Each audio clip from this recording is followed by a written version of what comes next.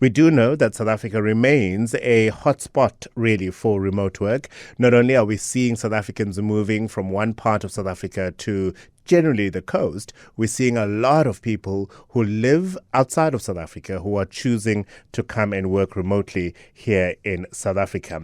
The taxman would like to get some of that money that they are making while they are working in South Africa. And here to talk us through some of the legalese is Bronwin Human. Bronwin is a tax attorney at Tax Consulting SA. Bronwin, a very good morning and welcome to the show.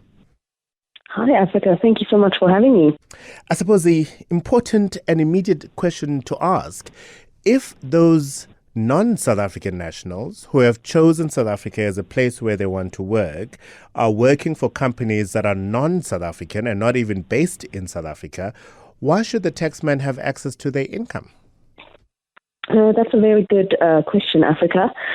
And I think we have to first say that seems like it's a policy consideration, which we don't really comment on, especially in light of the fact that these employees, whether they're non-resident for tax purposes in South Africa or resident, they are probably already paying provisional tax.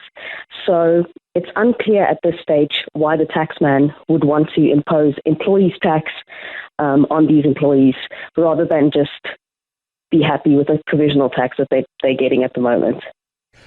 I imagine, though, for them to get that employees' tax, it will require quite a lengthy legislative process, won't it? Yes, so they are the changes that are proposed to the legislation at the moment, in terms of the space on the page that it's taking up is quite small. The proposed amendment simply says any employer or representative employer will be liable to withhold employees' tax from employees in South Africa, whereas currently the legislation says any employer who is a resident. This means that even foreign employers will now have to register with the UIF, Unemployment Fund, Skills Development Levy, so that they can withhold employees' tax, pay as you earn, Unemployment Fund, Skills Development Levy.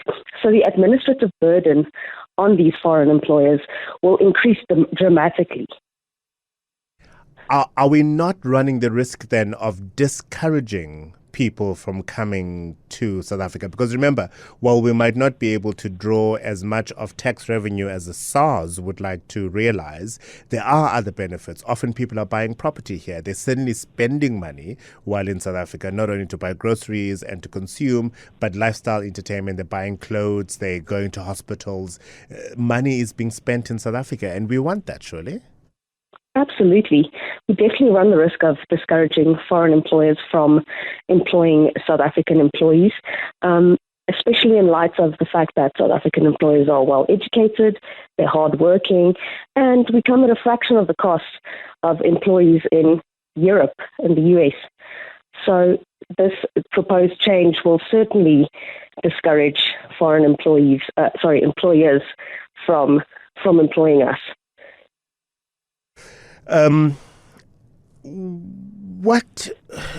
What can and should, I suppose, you and I do?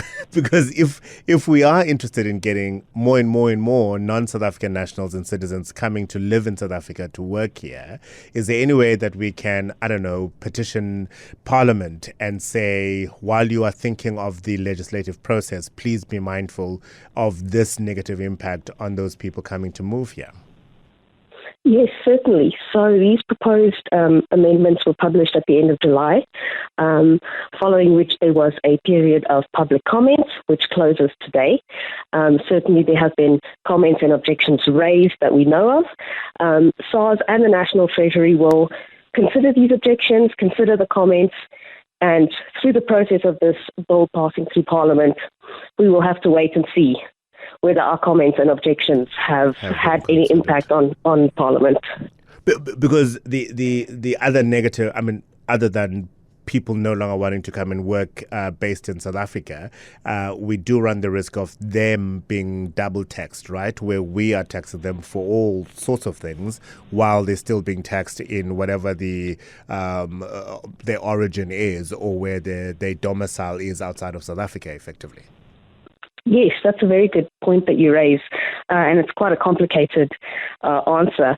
So the short answer is yes, they do run the risk of double taxation. But the upside of that is we as a firm, Tax Consulting SA, are well positioned to advise any listeners who might be worried about this aspect on how to maximize their tax benefits. Yeah.